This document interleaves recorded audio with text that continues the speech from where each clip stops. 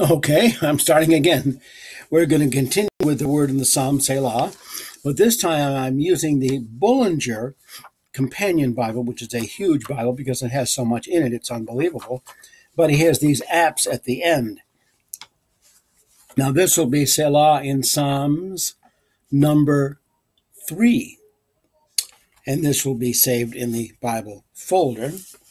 But in this, he has a section in the apps which are called Hebrew words in the text of the Psalms. So I will read you some of those because this is where we get into his detailed discussion of it.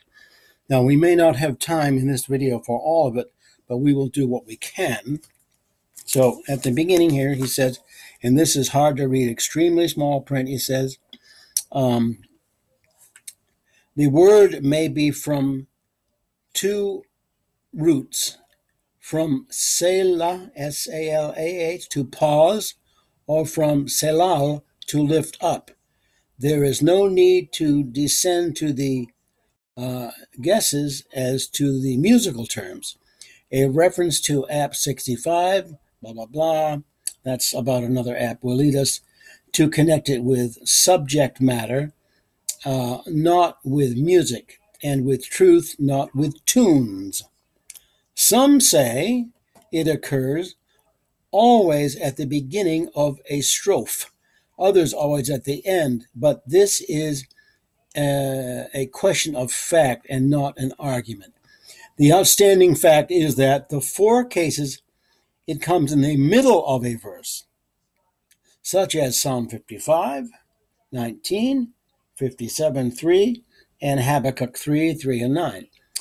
This is fatal in both theories, but yet it helps us to and agrees with the right conclusion that both are half values of the truth. Selah does counsel the end of one strophe with the beginning of the next. And indeed, in 4 cases, it connects the end of one with the beginning of the next, thus uniting the 2 psalms, such as Psalm 3 and 4, Psalm 9 with 10, Psalm 24 to 25, and 46 to 47. Then he continues, Selah, therefore, neither ends nor begins a passage, but it connects the 2 passages between which it is placed. An examination of each occurrence will show that this connection is, or what this connection is. It is neither a pausing of one subject or a passing from one subject to another, but it is the connection of the 2 subjects together. Sometimes it is the structures that are connected.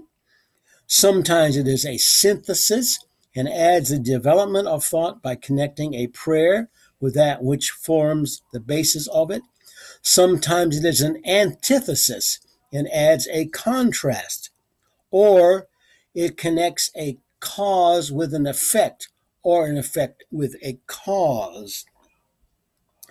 As a thought link, which bids us to look back on what has been said and marks a connection to what will follow, or some additional consequential teachings. Thus, it is to be derived from Salah, to pause, and is not an instrument for music, which are to pause while the voices continue to sing, but it is our hearts which are to pause and to note the connection of previous truths.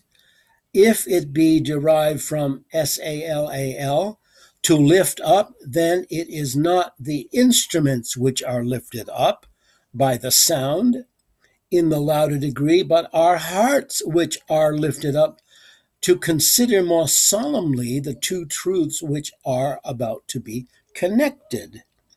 These connections, showing the importance and subjects of Selah, are given in the notes on each occurrence of the word. The phenomenon connected with Selah may be thus stated. A word occurs, and then he goes on and on how often it occurs and what psalms it occurs in. And that is the same with the Dake Bible. So you see, this is Bullinger's estimation of these. Now, when we continue later, we will also go to some of these particular Psalms and see if he has a comment next to it, because it will highly define this a little more than he does in this little section, Hebrew words in the text of the Psalms. So we will continue with this same Bible the next time to get a little more of what he makes of this. We hope you enjoy this presentation.